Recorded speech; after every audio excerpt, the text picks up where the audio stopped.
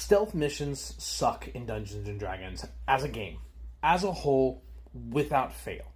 And very rarely are they able to actually be pulled off effectively. And the reason why is generally only one or two members of a party are geared for stealth.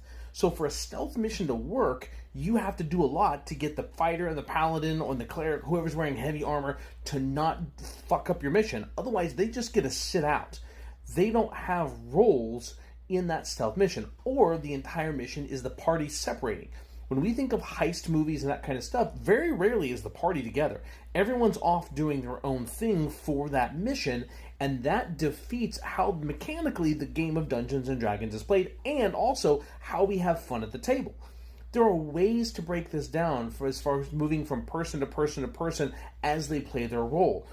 Or they take spells and things to make those non-stealthy people stealthy, but then they don't really get to do what they were designed to do. And that's why. It's not that stealth missions can't be done. That's not what I'm saying.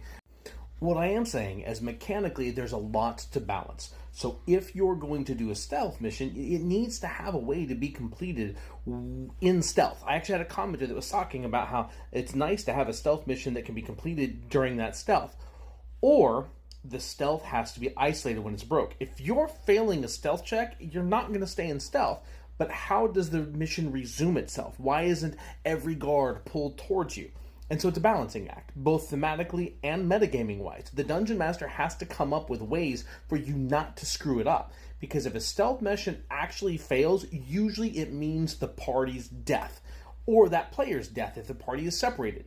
So that's why heists and stealth missions are so difficult to run. It's because mechanically, Dungeons and Dragons doesn't lean towards that. Or the DM doesn't come up with 1,000 different ways to get out of it.